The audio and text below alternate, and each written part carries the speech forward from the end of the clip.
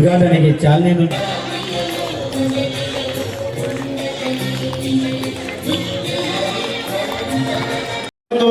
ಅಂತಹ ಒಂದು ಕೆಟ್ಟ ಪರಿಸ್ಥಿತಿಗಳು ಹೊಂಟಾವ ಅಂತಂದ್ರೆ ರೈತರ ಮಕ್ಕಳಿಗೆ ಹೆಣ್ಣು ಕೊಡ್ತಾ ಇಲ್ಲ, ರೈತರ ಮಕ್ಕಳಿಗೆ ಹೆಣ್ಣು ಕೊಡ್ತಾ ಇಲ್ಲ. ಎಲ್ಲರೂ ನೌಕರಿ, ಸರ್ಕಾರಿ ನೌಕರಿ ಅಂತ ಹೋದ್ರೆ ರೈತರ ಮಕ್ಕಳು ಏನಾಗಬೇಕು? ಅದಕ್ಕಾಗಿ ಒಮ್ಮೆ ಎಲ್ಲರೂ ಕೂಡ ರೈತರು ಜೋರಾಗಿ ಚಪ್ಪಾಳೆ ತಟ್ರಿ. ಚಪ್ಪಾಳೆ ಯಾಕೆ ತಟ್ಟಿರಿ ಅಂತಂದ್ರೆ ಪ್ರಾಮಿಸ್ ಮಾಡಿರೋ ಅಂತ ಹಾನಿ ಮಾಡಿರೋ ನೀವು. ನಾವು ಇನ್ನು ಮ್ಯಾಲ ರೈತರ ಮಕ್ಕಳಿಗೆ ಹೆಣ್ಣು ಕೊಡ್ತೀವಿ ಅಂತೇಳಿ ಎಲ್ಲ ನೀವು ತಂದೆ ತಾಯಿಯಿಂದ ರೆಡಿ ಆಗಬೇಕು. ಅಂದ್ರನ ನೀವು ಉಳಿತೀರಿ, ನಮ್ಮ ರೈತರು ಕೂಡ ಉಳಿತಾರ, ಭೂಮಿನೂ ಕೂಡ ಉಳಿತದ. ಅದಕ್ಕಾಗಿ ತಾವೆಲ್ಲ ಭಕ್ತಿಯಿಂದ ಭೂಮಿ ಮೇಲೆ ನಾವು ಲಕ್ಷ್ಯ ಕೊಡಬೇಕು. ಕೆಲವೊಂದಿಷ್ಟು ಜನ ಹೇಳ್ತಿರ್ತಾರೆ, ಎಂಥ ರೈತರದಂತ ಇವತ್ತಿನ ದಿನ ಬರೀ ಫೋನ್ ಮೇಲೆ ನೀರು ಹದತ್ತಿಲ್ಲೋ, ಎಷ್ಟು ನೀರು ಹದತ್ತಿ ಹಂಗ.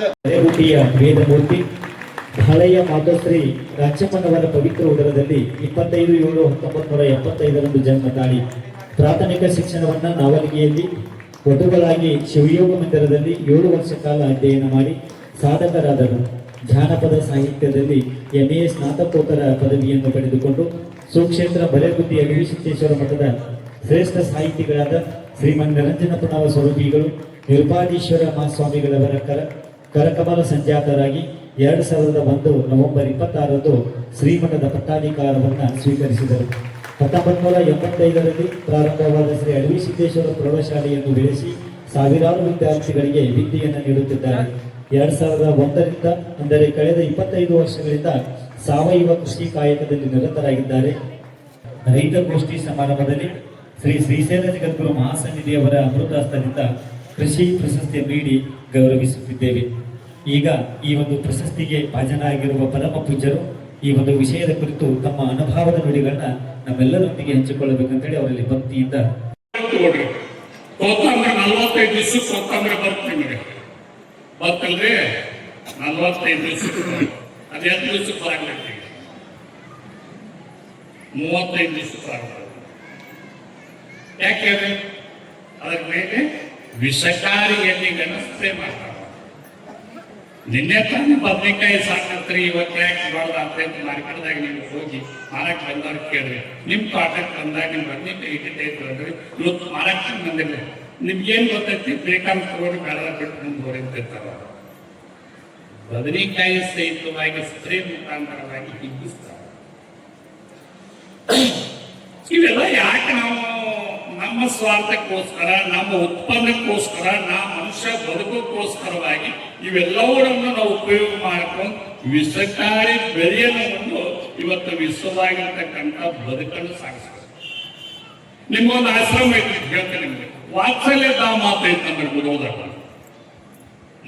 ಒಂದು ವಾತ್ಸಲ್ಯ ಧಾಮ ಅಂತ ಐತಿ. ಆ ವಾತ್ಸಲ್ಯ ಧಾಮದೊಳಗೆ ಏನು ಬೆಳೆಯಲ್ಲ ಅವರು. ಯಾವ ವಿಷಾನ ಒಳಗೆ ಬರೋದ, ಯಾವ ಎಣ್ಣೆ ಒಳಗೆ ಬರೋದಿಲ್ಲ, ಯಾವ ಬಟ್ಟೆ ಒಳಗೆ ಬರೋದಿಲ್ಲ, ಏನು ಬರೋದಿಲ್ಲ. ಅಷ್ಟೇ ಜಾಗದೊಳಗೆ ಏನು ಬೆಳೀತಾರೋ ಅಷ್ಟೇ ಉಳ್ತಾರೋ ಅಷ್ಟೇ ಬೆಳೀತಾರೋ. ಇದೇ ಮುದೋದಾಗ ಕರ್ನಾಟಕ ಸರ್ಕಾರದವರು, ಇದೇ ನಮ್ಮ ಕರ್ನಾಟಕ ವಿಶ್ವವಿದ್ಯಾಲಯದವರು ಡಾಕ್ಟರೇಟ್ ಪಡಕ್ಕೆ ಬಂದವರಿಗೆ ನಿಮ್ಮ ಡಾಕ್ಟರೇಟ್ ತಗೊಂಡು ನಾನೇ ಮಾಡಿರೋದು ಇಷ್ಟೆಲ್ಲ ಇಲ್ಲ. ಇದನ್ನು ತಂದು ನಾವು ಬದುಕೋದು ಬೇಡ, ನಾವು ನಮ್ಗೆ 100 ವರ್ಷ ಅದ ಹೌದಲ್ರಿ. ಒಂದಿಷ್ಟು ತುಂಬಾ ಜನರು ಕೇಳಿ ಎಷ್ಟು ವರ್ಷ ಅಂತ ತಿಳ್ಕೊಂಡು 90 ವರ್ಷ 80 ವರ್ಷ ಅಂತ ಹೇಳ್ತಿರ್ತಾರೆ.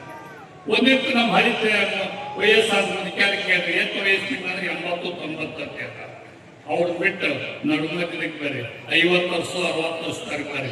ನಿಮಗೆ ಎಷ್ಟು ವರ್ಷ ಇಷ್ಟ ಅಂತ ಹೇಳ್ತಾರೆ. ಈ ಹುಟ್ಟಿದ ಖುಷಿ ಕೇಳ್ರಿ ನಮ್ಗೆ 35 ವರ್ಷ ಅಂತ ಹೇಳ್ತಾರೆ.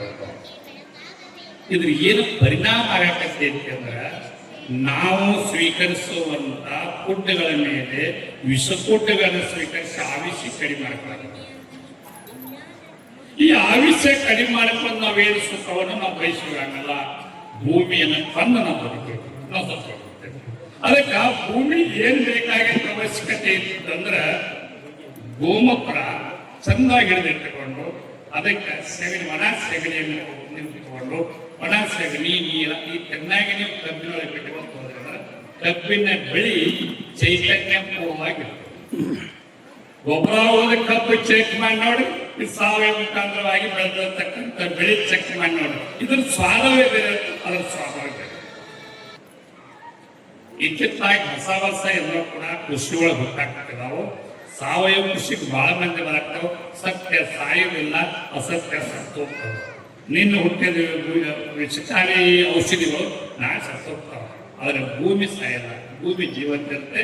ಅದಕ್ಕೆ ಬಂಧುಗಳೇ, ಕೃಷಿ ಮಾಡ್ತಕ್ಕಂಥವ್ರು ಯಾರಾದರೂ ನಮ್ಮ ರೈತರು ಸಾಕಷ್ಟು ಮಂದಿದ್ದಾರೆ. ನೀವು ಇದ್ದವರು ಬಹಳ ಮಂದಿರಿ, ವ್ಯಾಪಾರಸ್ಥರು ಇದ್ದಾರೆ. ಪ್ರಾಮಾಣಿಕದಿಂದ ಸಾವಯವ ಬೆಳೆಯನ್ನು ಬೆಳೆದು ಉಣ್ಣುವಂತ ಒಂದು ವ್ಯವಸ್ಥೆ ನಾವು ಜನಗಳನ್ನು ಮಾಡ್ಕೊಳ್ಬೇಕು. ನಾವು 25 ವರ್ಷ ಆಯ್ತು ಸಾವಯವ ಕೃಷಿ ಮೇಳ ಮಾಡಾಕತ್ತಿ. ನಮ್ಮ ಜಂಬೇಡಿ ಸರ್ ಬಂದ ನಮ್ಮ ವೃತ್ತಿ ಒಳಗೆ 25 ವರ್ಷ ಆಯ್ತು. ನಾವು ಯಾಕೆ ಒತ್ತು ಪಡಾಕತ್ತೀವಿ ಅಂದ್ರೆ ನಮ್ಮ ಜನಗಳಿಗೆ ವಿಷವನ್ನು ಮುಗಿಸುವಂತ ಒಂದು ವ್ಯವಸ್ಥೆ ನಮ್ಮ ಸಮಾಜದಲ್ಲಿ ತಪ್ಪಬೇಕು. ನಮ್ಮ ರೈತರಿಗೆ ತಪ್ಪಿಸಬೇಕು. ನಮ್ಮ ರೈತರು ಜಾಗೃತವಾಗಿರಬೇಕು. ಕಿಮ್ಮತ್ತು ಕಡಿಮೆ ಅದ. ನಮ್ಗೆ ಸಾವಯವ ಕೃಷಿ ಮಾಡೋರಿಗೆ ಕಿಮ್ಮತ್ತು ಕಡಿಮೆ ಅದ. ಗೊಬ್ಬರ ಅವ್ರ ಕಿಮ್ಮತ್ತು ಜಾಸ್ತಿ ಅದ. ಹೌದಲ್ರಿ? ಇವತ್ತು ಬಹಳ ಮಂದಿ ರೈತರು ಅಬ್ಜೆಕ್ಷನ್ ಮಾಡ್ಯಾರ ನಮ್ಗೆ. ಅದನ್ನು ಸಾವಯವ ಕೃಷಿ ಮಾಡಿದಂಗೆ ನಾವು ಮಾಡಿದ ಬೆಲೆ ನಮ್ಮ ಬೆಳೆಗಳಿಗೆ ಮಾರ್ಕೆಟ್ ಇಲ್ಲ, ನಾವೇನ್ ಮಾಡ್ಬೋದು? ಇವತ್ತು ಸರ್ಕಾರ ಕೂಡ ಅದಕ್ಕೆ ಮಾರ್ಕೆಟ್ ವ್ಯವಸ್ಥೆ ಮಾಡಕತ್ತ. ಅದಕ್ಕೆ ಸಾವಯವವನ್ನು ಬೆಳತಕ್ಕಂಥ ಒಂದು ವ್ಯವಸ್ಥೆ ರೈತರಿಗೆ ಮಾಡಿಕೊಂಡ್ರೆ ಆವಿಷ್ಯ ಚೆನ್ನಾಗಿರುತ್ತೆ. ಬಹಳ ಮಂದಿ 25-30 ವರ್ಷಕ್ಕೆ ಹುಡುಗರು ಆಟ ಆಡ್ತಾರೆ. ನಿನ್ನೆ ತಾನೇ ಒಬ್ಬ ಹುಡುಗ ವಿಷಕಾರಿ ಒಂದು ಔಷಧಿ ಹೊಡೆದ ಕೈ ತಕ್ಕೊಂಡಿಲ್ಲ, ಏನೋ ತಿನ್ಬೇಕಂತ ತಿಳ್ಕೊಂಡು ಮೈಸೂರು ಪ್ರಾಂತದ ಒಬ್ಬ ಹುಡುಗ ಅಲ್ಲೇ ಹೊಲದಾಗ ಬಿಡಿಸೋಗ್ಬಿಟ್ಟ. ಎಣ್ಣೆ ಹೊಡೆದಾನು ಅಲ್ಲೇ ಬಿಡಿಸೋಗ್ಬಿಟ್ಟ. ಅದು ಪರಿಣಾಮ ಏನು ಬೀರ್ತೈತೆ, ಬೆಳೆಗೆ ಅಟ್ಟ ಪರಿಣಾಮ ಬೀರ್ತದೆ ತಿಳ್ಕೊಬೇಡ್ರಿ. ಅದರ ಬಿಸಿಲಿನ ತಾಪಮಾನಕ್ಕಾದ ಔಷಧಿ ಶ್ವಾಸಕೋಶದ ಮುಖಾಂತರವಾಗಿ ಬೇಕು, ಇವನ ಮೇಲೆ ಪರಿಣಾಮ.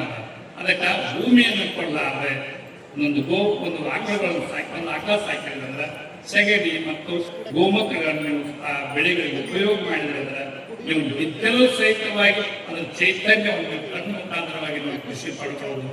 ಅದಕ್ಕೆ DAP, ಯೂರಿಯಾ, ಪೊಟ್ಯಾಸ್ ಗೋಮೂತ್ರ ಒಳಗದ. ಇಲ್ಲಿ ನಿಮ್ಗೆ ಸೇಗುಣಿಸಿ ಒಳಗೆ ನ್ಯಾಮೋಡ್ ಅಂತ ಮಾಡಕ್ಕೆ ಮನೆ ಯೂಟ್ಯೂಬಿಗೆ ಬಂದದ. ನ್ಯಾಮೋಡ್ ಬೇವಿನ ಹಿಂಡಿ ಉಪಯೋಗ ಅದ ಮತ್ತು ಶೇಂಗಾದ ಹಿಂಡಿ ಉಪಯೋಗ ಅದಕ್ಕೆ ಅದು ಮಾತ್ರ ಮನೆ ಅವರು ಯೂಟ್ಯೂಬಿಗೆ ಬಿಟ್ಟಿದ್ದಾರೆ. ಇವೆಲ್ಲ ಎದಕ್ಕೆ ನಮ್ಮ ರೈತರು ಇನ್ನೂ ಜಾಗೃತ ಹಾಕಂತಿದ್ದಾರೆ ಅಂದ್ರೆ ಹಸಿ ಮೆಣಸಿನಕಾಯಿ ಉಪಯೋಗ ಅದ, ಬೆಳ್ಳುಳ್ಳಿ ಉಪಯೋಗ ಅದ. ನೋಡ್ರಿ, ಸ್ಟ್ರೋಕ್ ಬಿತ್ತು ಅಂದ್ರೆ ಇವೆಲ್ಲ ಉಪಯೋಗ ಮಾಡಕೊಂಡು ಸ್ಪ್ರೇ ಕೊಟ್ಟಂದ್ರೆ ಅಲ್ಲಿ ಇರ್ತಕ್ಕಂಥ ವಿಷಕಾರಿ ಏನು ಹುಳಗಳಿರ್ತಾವ ಆ ಹುಳಗಳು ಕೂಡ ಸಾಯ್ತಾವೆ.